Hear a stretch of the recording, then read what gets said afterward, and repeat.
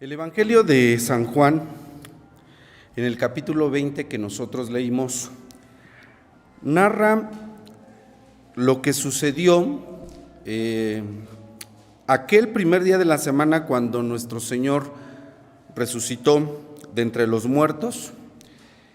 El versículo 1 de Juan 20 describe que era aún oscuro cuando María Magdalena y otras mujeres, como dicen los demás evangelios, llegaron al sepulcro con la intención de ungir el cuerpo del Divino Maestro. Eso dice el versículo 1. Juan 20, 19, el versículo 19 dice que por la tarde de ese mismo día, los discípulos estaban en una casa a puerta cerrada por miedo de los judíos,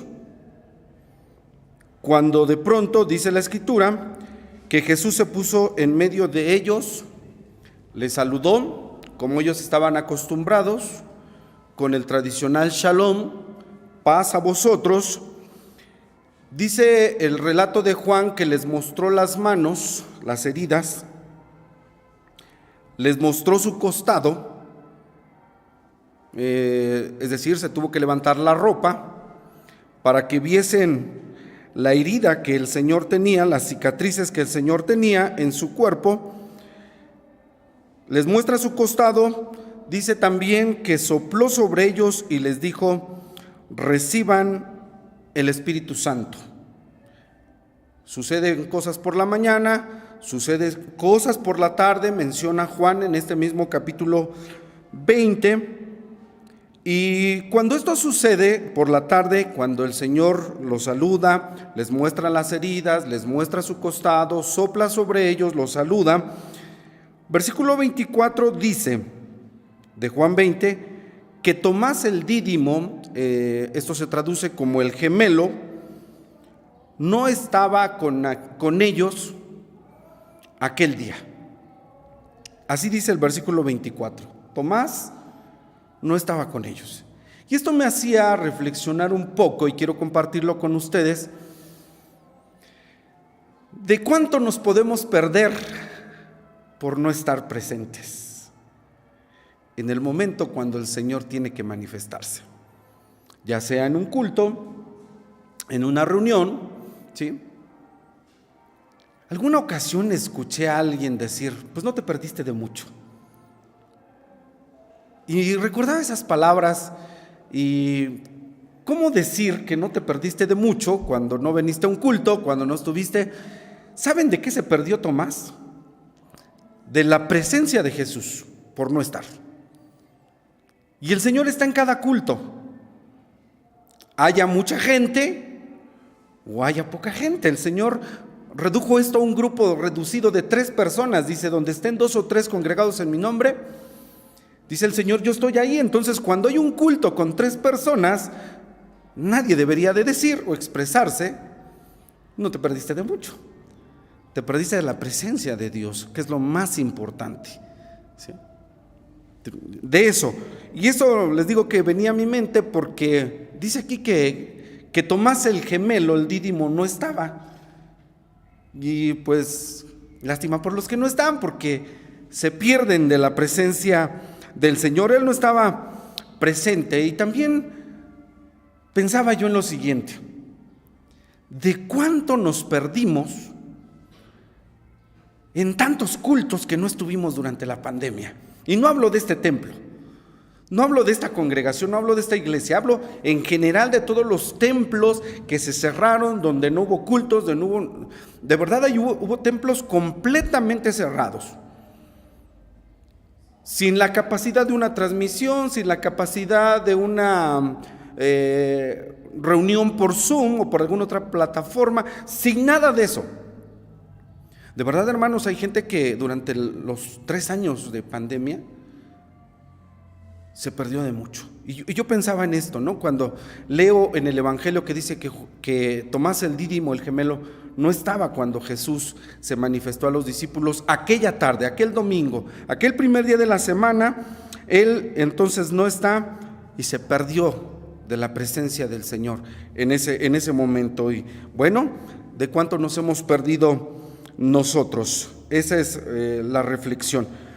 Cuando finalmente llega Tomás, los discípulos le dicen: Tomás, vimos al Señor. Yo me imagino la emoción con la que le dicen los demás: vimos al Señor resucitado. Para esto tenemos que considerar algo, que las mujeres que fueron por la mañana ya habían llegado con la noticia de la resurrección de Cristo, ¿verdad? En la cronología que nosotros sabemos de los evangelios, ellas ya habían venido con la noticia, y cuando ellos trajeron la noticia, la palabra de Dios dice que a ellas no les creyeron. ¿Por qué? Porque dice que sus palabras les parecían como una locura. Y es que la verdad, hablar de una persona herida, destrozada, desfigurada, colgada en un madero, sí parece una locura decir que en 3 días sanaron esas heridas. Ninguna herida sana en 3 días, ninguna, mucho menos de las dimensiones de las que ya hemos hablado en otras predicaciones, de cómo maltrataron al Señor. Por eso es que cuando leemos en el Evangelio que las mujeres, cuando llegan con la noticia de la resurrección, dicen que sus palabras les parecían locura. Unos interpretan de esta manera, otros piensan que las mujeres, como presenciaron la crucifixión, habían quedado tan impactadas, o sea, literalmente en un shock de lo que ellas vieron, porque ellas sí estuvieron allí. María simplemente, ¿qué se le dijo a María acerca de su hijo? Una espada traspasará tu alma. ¿Qué dimensión le damos a eso, hermano, hermana? Una espada traspasará tu alma.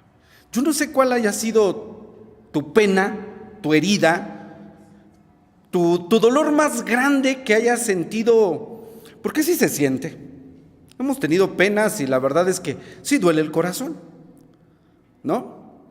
Sí duele el corazón, no sé, una decepción, cualquier cosa, duele.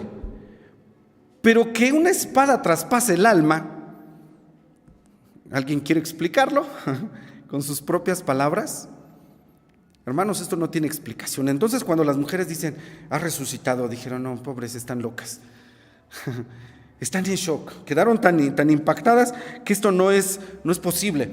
Eso ya había sucedido cuando los apóstoles le dicen, Tomás, vimos al Señor.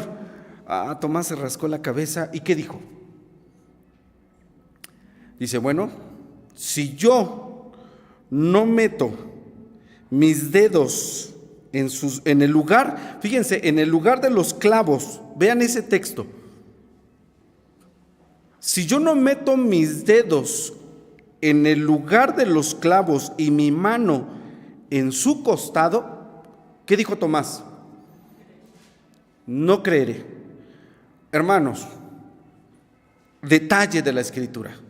Ahí hay un detalle. Curiosamente, cuando Tomás dice, si yo no meto mi dedo en sus heridas, ¿saben?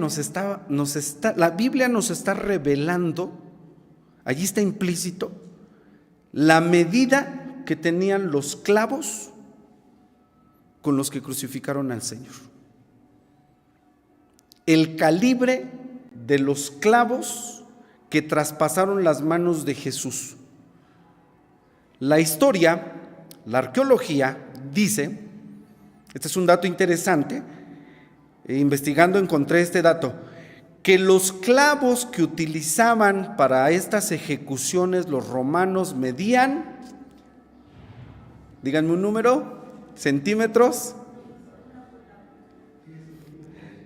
18 a 20 centímetros medían esos clavos de largo. Y el diámetro, cuando Tomás dice, si yo no meto mis dedos, el dedo de una persona, era el tamaño de la perforación que dejaban esos clavos, 18 centímetros.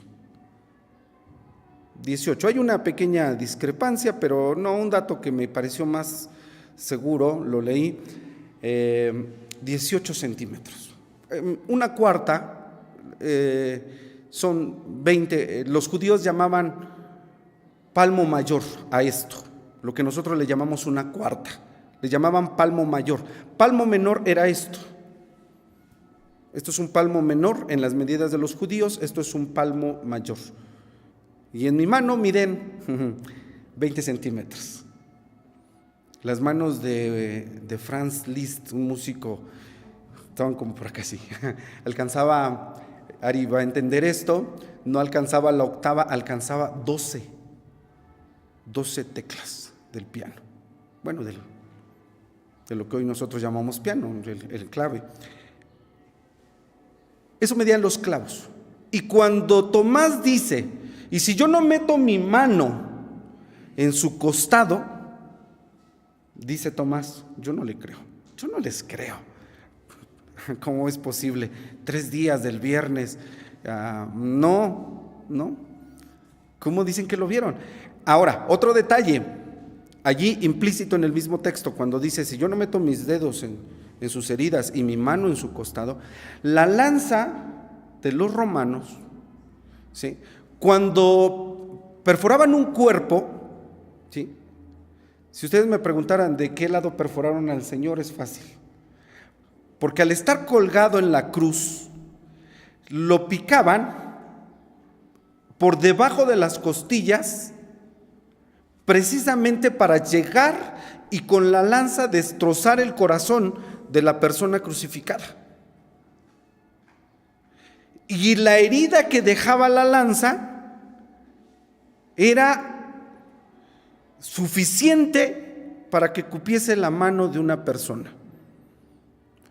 Por eso cuando dice que llegó Jesús, se puso en medio de ellos, les mostró las manos y les mostró el costado, hermanos, eso sería impresionante. A Jesús lo habían crucificado en medio. ¿Sí recuerdan el dato que les di en otra ocasión? Que les dije que al que crucificaban en medio era el peor malhechor. De los que colgaban ahí, el que estaba en medio era el peor de todos. La lanza de aquel soldado, cuando picó, penetró el cuerpo de Jesús, me hacía pensar que cuando Isaías dice que nosotros, que por su herida, a esa herida se refiere Isaías, dice, por su herida fuimos nosotros curados. Nosotros alcanzamos la salvación gracias al sacrificio de Jesús. Y el tamaño de la herida en el cuerpo de Jesús es algo impresionante. Y cuando dice Isaías que fue por nuestra causa, tenemos ahora que entender que esa lanza que destrozó el corazón de Jesús, porque sí lo perforó la lanza, tú y yo estábamos destrozando por nuestro pecado el corazón de Cristo. Fuimos nosotros. Pero esto es lo que dice Tomás: si yo no meto mis manos, ¿sí?, si yo no meto mis dedos y mis manos, ya les dije, ahí están curiosamente la información implícita de lo que sucedió. Después nosotros leemos, a partir de los versículos que leímos, dice 8 días después. O sea, eso sucedió el primer día de la semana, por la mañana, por la tarde. Juan dice, y 8 días después. Pero ok. 8 días después, pero ¿qué pasó en esos 8 días?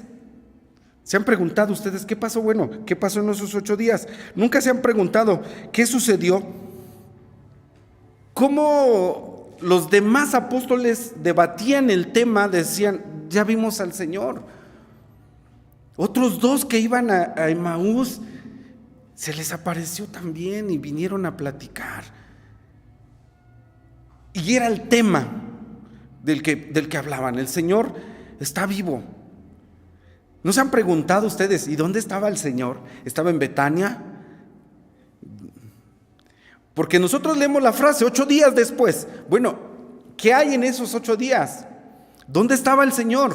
Sí se manifestaba en un lugar y en otro y otro. De hecho, las manifestaciones, las parusías de Cristo, las apariciones, ¿cuánto tiempo duraron? 40 días.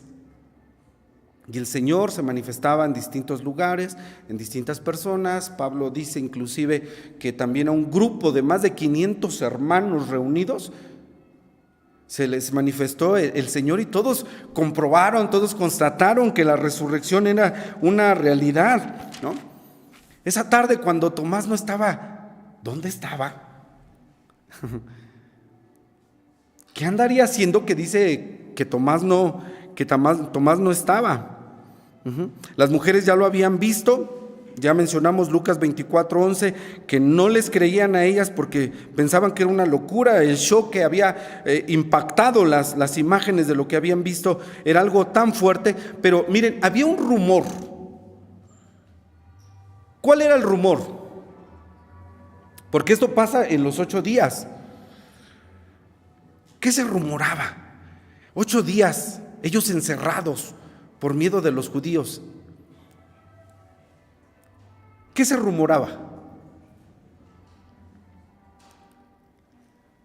Vamos a verlo en Mateo 28. Acompáñenme a Mateo 28, textos conocidos, pero les he dicho que hay detalles que a veces tenemos que mirarlos con lupa, un poquito más de cerca, ¿sí? Mateo 28 dice, versículos 11, vamos a partir del 11 al 15. Dice que yendo ellas, está narrando el mismo suceso de la resurrección, el mismo día que el Señor resucitó por la mañana. Dice que yendo ellas, las mujeres, he aquí, unos de la guardia vinieron a la ciudad, es decir, de donde sepultaron al Señor. Vienen unos de la guardia y dieron aviso ¿a quién?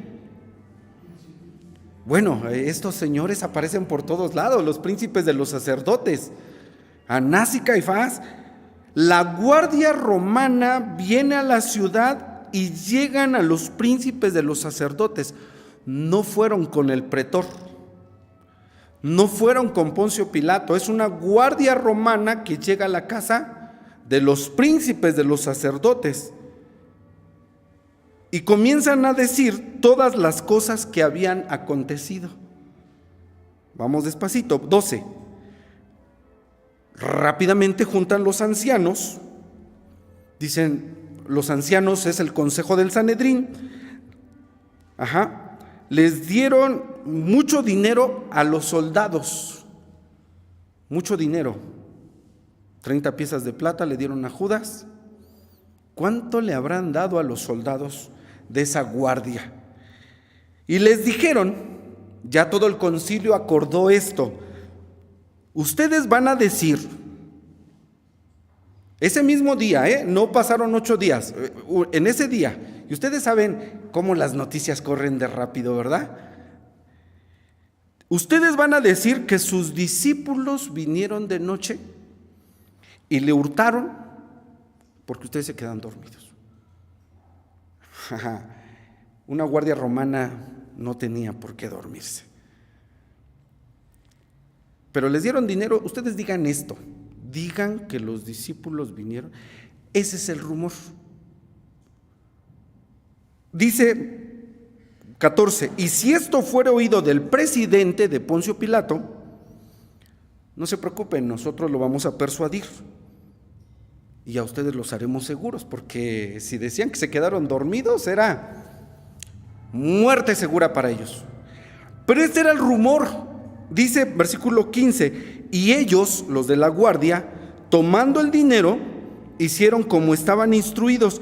Y este dicho, si están ahí en el versículo 15, fue divulgado entre los judíos hasta hoy. Hasta hoy no significa hasta hoy 2023. Hasta hoy es una referencia del tiempo cuando se escribió el Evangelio de Mateo. A ver, vamos a pensar esto. Al Señor Jesús lo crucifican en el año 33, cuando el Evangelio de Mateo se escribe, ¿es el año? ¿Alguien sabe? 65, hasta el año 68. Es la escritura de Mateo. ¿Cuántos años habían pasado? Pues por lo menos otros 33 años. Y esa referencia fue divulgado hasta el día de hoy, escribió Mateo. Hasta hoy que yo escribo, dice Mateo, año 65, 68, se sigue divulgando la misma. ¿Cuál era el rumor? Los discípulos vinieron y lo robaron. A ver, hermanos, sin miedo a equivocarme, de verdad que lo digo sin. ¿Por qué estaban encerrados los discípulos? Dice, ¿por miedo de quién? De los judíos. ¿Cuál era el miedo? ¿De que les hicieran lo mismo? El miedo es porque el rumor ya había llegado a sus oídos. Pedro, ¿ya escuchaste? Mateo, ¿ya escuchaste lo que se dice en la ciudad? Dicen que robamos el cuerpo del Señor.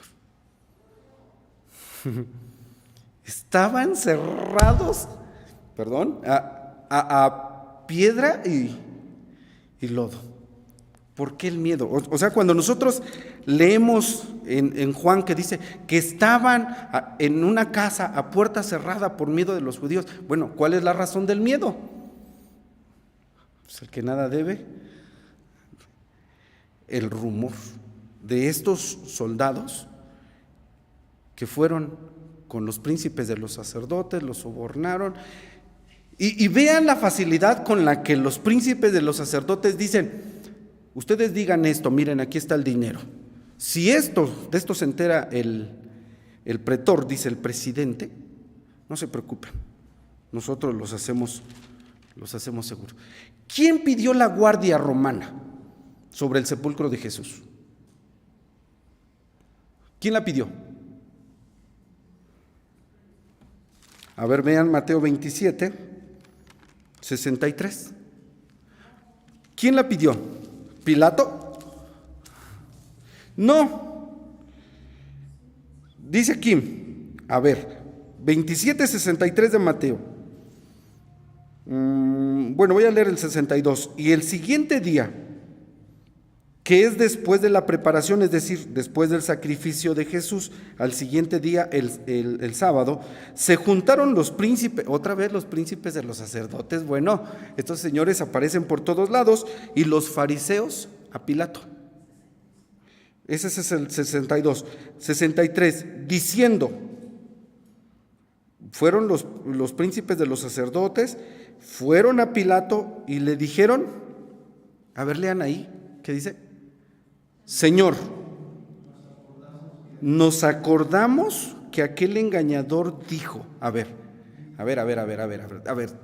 tranquilos. ¿Cómo le llaman a Pilato? Señor. Los príncipes de los sacerdotes van a Pilato y le dicen, Señor. Ya les he dicho que eran, perdón por la expresión, uña y mugre, decimos de repente, ¿no? Una expresión un poquito vulgar, perdón. Pero eran de la misma calaña, tenían el mismo trato. Ya les dije la razón, porque el presidente, el procurador, era el que asignaba al sacerdote en turno. Y Pilato dijo, tú te vas a quedar aquí en el cargo de pontífice de este año. Le llama Señor. ¿Y a Jesús cómo le llama? Engañador. A ver, a Poncio Pilato, Señor, con todo respeto. ¿Y a Jesús? El engañador. Pero fíjense, el engañador dijo, viviendo aún, que después de 3 días iba a resucitar.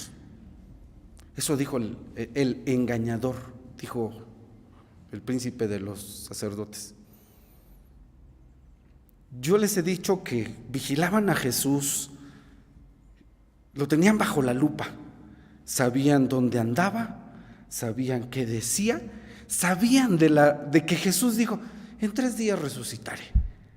De este cuerpo lo destruyo en 3 días. Y aunque esa vez no entendieron, Jesús repetidas veces habló de su resurrección y dijo: en 3 días yo destruyo este templo y en 3 días la vuelvo a edificar. Algunos no entendían, dijeron: bueno, este templo fue construido en tantos tiempo y tú lo destruyes y en 3 días lo vuelves a edificar. Unos no entendían, dice, pero él hablaba del templo de su cuerpo, ¿sí? Unos no entendían, pero los sacerdotes sí entendían, y los fariseos, como lo que dijimos en la mañana, entendieron que hablaba de ellos, sí sabían, ¿sí? Caifás, como príncipe de los sacerdotes, porque era el sumo pontífice de aquel año, va con Pilato, le llama Señor, y de Jesús se expresa como un engañador. Dice, él dijo, viviendo aún, que después de 3 días resucitará. Dice, fíjense cómo el príncipe de los sacerdotes, Caifás, le dice a Poncio Pilato: manda pues que se asegure el sepulcro hasta el día 3º, porque no vengan sus discípulos de noche, le hurten y digan al pueblo. Eso del hurto ya lo tenían en mente. Resucitó de los muertos y será el postrer error peor que el primero. Tenían conocimiento de las palabras de Jesús. Lo seguían, hermanos. Hoy nosotros diríamos localización satelital. Con GPS sabían en dónde estaba y qué estaba haciendo y qué estaba diciendo. Así lo traían al Señor Jesús, los príncipes de los sacerdotes. Por eso van con Pilato, como tenían tratos, tenían negocios. Dice, el engañador dijo: manda que pongan a petición de quién se puso esa guardia. Ahora entendemos por qué cuando el Señor resucita, los guardias, ¿con quién fueron? No fueron con Poncio Pilato, fueron con los príncipes de los sacerdotes. Y ellos, cruzados de manos, dicen: no te preocupes, mira, aquí está el dinero, ustedes digan que lo robaron, nosotros a ustedes les hacemos seguros. Vean la capacidad que tiene este hombre sobre el procurador romano. Por eso llegaba y le decía: Señor, y de Jesús decía: el engañador. Terrible. Ahora, estaba yo leyendo también otro dato más, que Caifás se cree que pertenecía a la secta de los saduceos. ¿Quiénes eran los saduceos? Los que decían que no creían en la resurrección. Sin embargo, con lo que narra este texto, por eso es importantísimo este texto. Señor, el engañador dijo que en 3 días, él sabía. ¿Y cómo es que si es de la secta de los saduceos, le está dando crédito a las palabras de Jesús? Y lo que combate, finalmente termina afirmándolo: pon guardia sobre la tumba hasta el 3er día. No vaya a ser, dijo aquel, que vengan los discípulos y roben el cuerpo de Jesús. Es como el ateísmo, ¿no? El ateísmo que se aferra a decir: no hay Dios, no hay Dios, no hay Dios, no existe Dios. Bueno, si no existe, ¿por qué tanto hablas de Dios? Y lo que combates terminas afirmándolo, efectivamente. Caifás entonces está en esa postura, y este es el rumor que se corre. Por eso cuando leemos 8 días después, tenemos que pensar que en 8 días, esto que dijeron los soldados comprados por los príncipes de los sacerdotes, hermanos, se había regado como pólvora. Ese era el rumor. ¿Por qué estaban encerrados los apóstoles? Hermanos, porque ¿qué iban a hacer con ellos? Ahora acusados de robo. Obvio, es una difamación. Ustedes robaron el cuerpo de Jesús, ¿sí? Y andan enseñando que Él está resucitado. Y entonces tendrían argumentos como para echarles mano encima. Pero esto ocurrió, dice la Biblia, en esos días, ¿sí? Inmediatamente, el día de la resurrección, sale por un lado la noticia de las mujeres: vimos al Señor resucitado, pero por el otro lado sale la noticia de los soldados pagados, comprados, diciendo, robaron el cuerpo, nos quedamos dormidos. Y Mateo dice, esto fue divulgado hasta el día de hoy.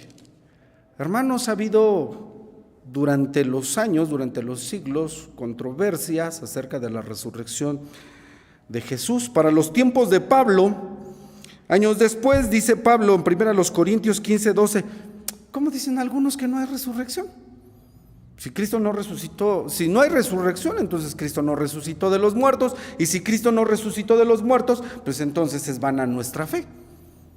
Lo que vimos en la mañana, Cristo es la piedra angular en esa figura del arco, ¿sí? La cuñita, diría yo, en medio, la que se pone en medio, que es la que le va a dar todo el soporte a la estructura, lo que va a unir, lo que va a dar soporte. Encima de ese arco, por eso se llama piedra de fundamento, lo que le pongas encima, un arco, en esa estructura, en esa, no sé, a lo mejor un arquitecto, un ingeniero nos podría hablar de un poquito más de los términos correctos. La forma del arco, ponle lo que le pongas encima, soporta por la estructura que tiene.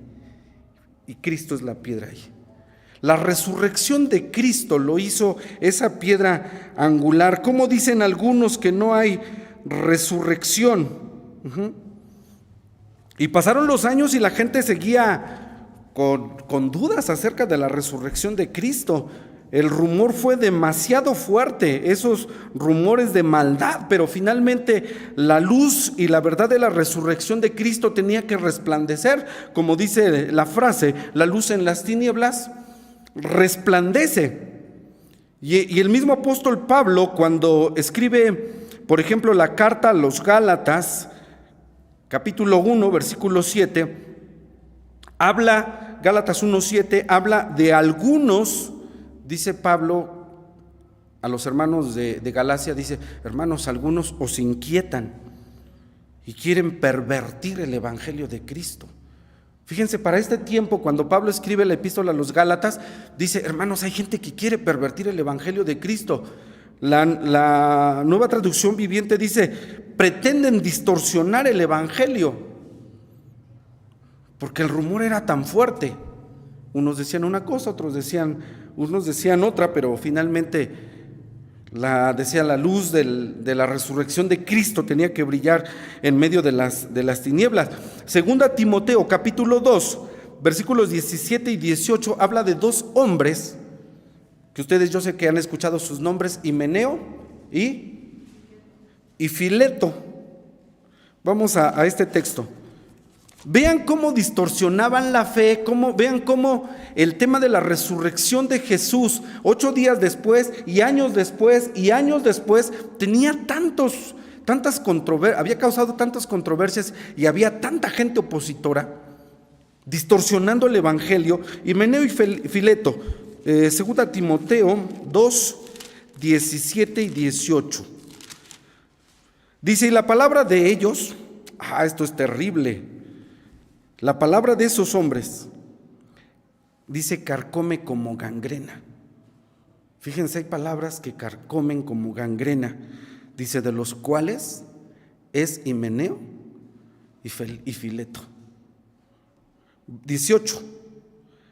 Que se han descaminado de la verdad, es decir, algún día estuvieron aquí, miran, se han descaminado. Pablo en la primera epístola dice de Himeneo, dice, ya lo entregué a Satanás, a este fulano y a Alejandro, dice, ya los entregué a Satanás. Se han descaminado de la fe, diciendo que había tanta mala información, diciendo que la resurrección es ya hecha, y dice, trastornan la fe de algunos. Por eso cuando Mateo dice, este rumor fue divulgado hasta el día de hoy.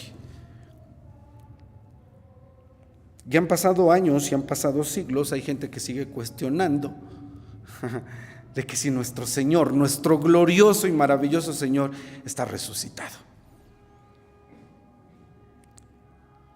El médico Lucas dice en el libro de los Hechos que el Señor se presentó resucitado con muchas pruebas, con muchas evidencias.